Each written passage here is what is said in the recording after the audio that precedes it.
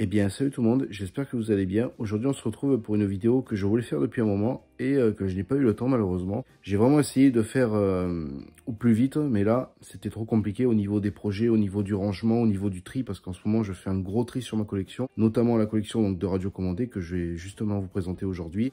Et c'était pas du tout évident, voilà. Mais tout compte fait, on va plutôt y arriver parce qu'il me reste 2 modèles à trouver, on va dire, qui sont intéressants. Et normalement, je les finis. Allez, on se retrouve tout de suite pour la présentation. Et on se retrouve juste là avec la fameuse collection de radiocommandés. Voilà. Donc on peut voir au fond qu'il y a quelques majorettes qui traînent, voilà. Celles qui n'ont pas trouvé de place dans la deuxième pièce. Donc là on a rien à voir, mais un très beau coffret majorette DS. Et là des 1,24, voilà, donc soit qui vont partir à l'échange ou tout simplement soit que je vais vendre, voilà, parce que je ne fais plus de 1,24e. C'est une passion que j'ai arrêtée il y a quelques années. Et il me restait ces modèles, donc j'étais assez attaché, mais maintenant je souhaite faire de la place. Là nous avons des camions Pender Altaïa. Pareil, donc ça c'est des modèles que je collectionnais avant, que je ne fais plus. Et j'ai gardé donc les trois principaux, avec une cage majorette. Là donc, si vous n'avez pas vu mon dernier short, il s'agit du dernier buggy que je viens d'acheter, Nico Dominator 4. Normalement, je suis censé le rénover, à voir si j'arrive à finir dans les temps. Donc, on va commencer par le commencement avec ce très joli Nico Sun Eagle 2. Donc, à chaque fois que je vais présenter un buggy, je vais raconter son histoire, son prix et combien de temps je l'ai. Donc, celui-ci, je l'ai acheté 30 € au puce il y a maintenant 4 ans. Et oui, je m'en souviens, ça me marque un peu. Pour ceux qui ne connaissent pas, c'est un modèle avec les 2 portes qui s'ouvrent, donc qu'on actionne via la télécommande.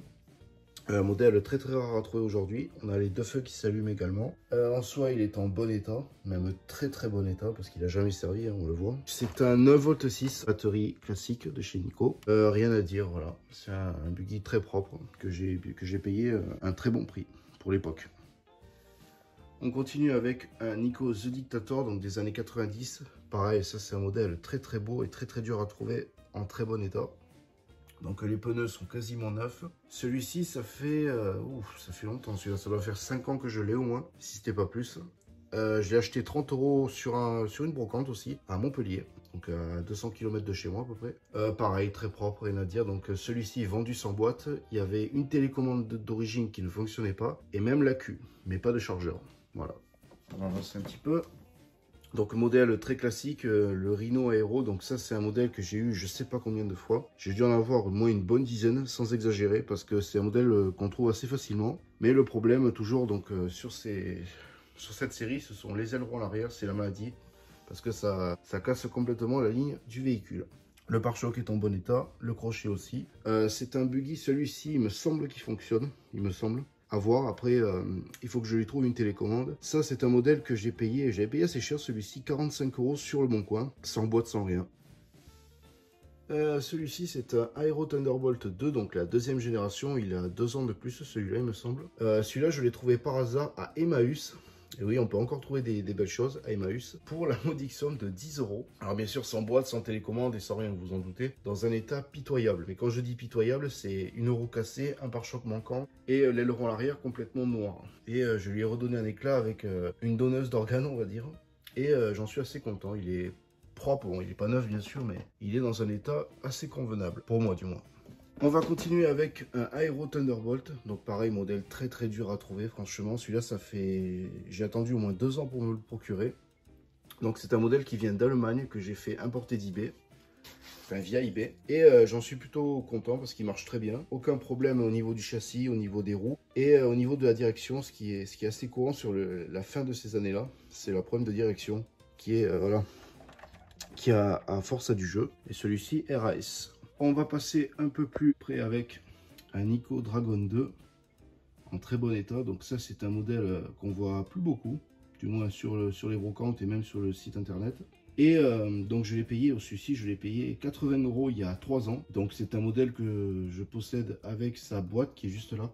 Donc c'est pas celle d'origine, mais je l'ai acheté comme ça. La télécommande ne fonctionnait pas, le pare-choc était cassé et la roue avant droite était manquante. Voilà, sinon j'ai entièrement tout rénové, nettoyé à fond et maintenant il fonctionne très bien. Le très célèbre classique Nico Dictator 87, donc le premier Dictator on va dire il me semble. Je crois même que c'est ça. Bon, celui-là, on le présente plus. C'est un modèle très connu, qui est rare à trouver. C'est les tout premiers. Celui-ci, je l'ai acheté tel quel, en très très bon état. Donc, j'ai payé, c'est le plus cher, je crois que j'ai payé 110 € via eBay. Voilà. Complet avec télécommande, batterie et chargeur. On passe au Dictator 2, juste ici. En très bon état. Pareil, modèle que j'ai payé 50 € sur eBay. Avec télécommande, sans batterie et sans chargeur. Problème d'électronique.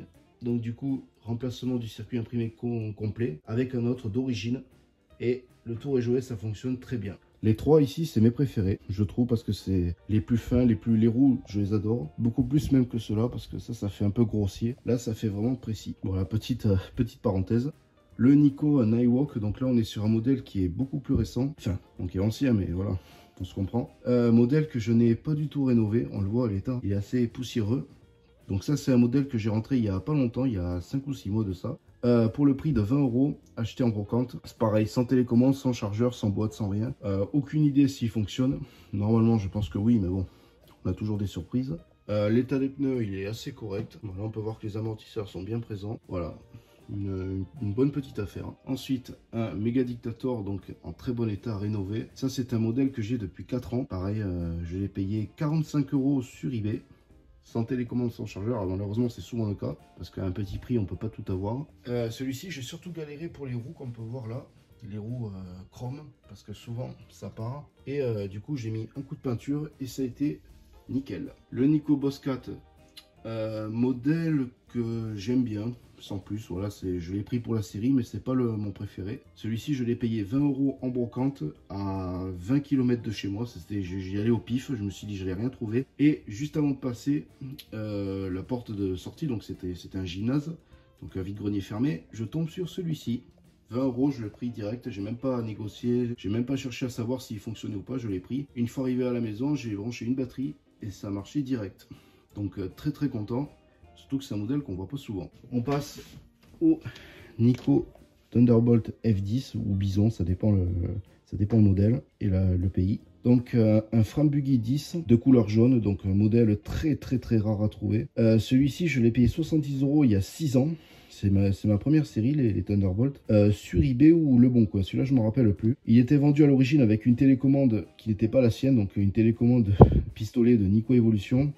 Je l'ai changé par une origine. Les roues, elles ne sont pas d'origine non plus parce que c'est très dur à trouver, les roues arrière dessus. Du coup, j'ai fait avec les moyens du bord et ça rend plutôt bien, on va dire. Le deuxième, un F10 Rhino de couleur blanc. Donc c'est exactement le même, sauf que voilà, on peut voir, il y a quelques spécificités. La barre de renfort est différente de celle-ci, donc c'est juste la couleur qui change.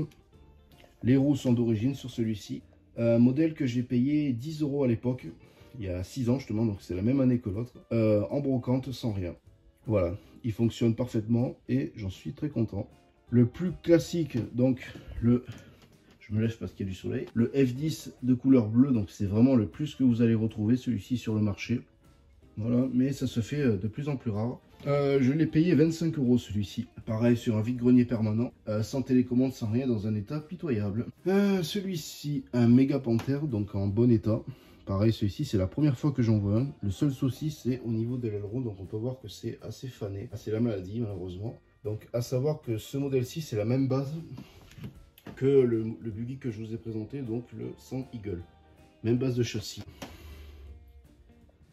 Là, nous avons un 4x4, donc aucune idée de ce que c'est. Donc c'est un digital proportionnel, donc les télécommandes carrées qu'on connaît assez facilement. Ça, c'est un modèle que j'ai payé 15 € il y a 4 ans, lors d'une vente aux enchères sur place. Donc c'était une espèce de vide maison, mais en vente aux enchères. Et je crois que je l'ai payé 15 €, il me semble, donc tel qu'il est. Donc à l'époque, ça n'avait aucune valeur. Maintenant, vous pouvez compter au moins 50 €. Voilà, donc c'est un très beau modèle. Les roues sont en bon état. C'est la base de l'Aero Thunderbolt.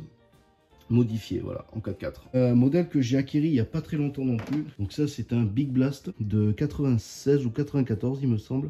Pareil, ça, c'est très très dur à avoir. J'ai galéré à en trouver en état correct. Et celui-ci est plutôt propre. Donc il y a quelques défauts au niveau de la grille. Il n'y a pas d'antenne. Et les roues sont assez piquées par le chrome. Voilà, donc en soi, c'est pas très grave, ça se répare. Mais c'est long. Et on termine cette vidéo avec les deux derniers modèles qui me tiennent à cœur. Donc que j'ai acheté en même temps. Ce sont presque des jumeaux. Deux Jeep Wrangler.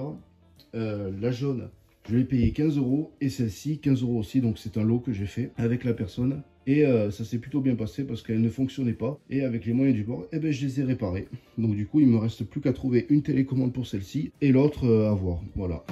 Bref, c'était tout pour cette vidéo. J'espère qu'elle vous a plu. Comme on peut voir, ça fait une très jolie collection. Voilà, ça a pris du temps. Mais j'en suis fier. Allez, on se retrouve pour une prochaine vidéo. Ciao l'équipe.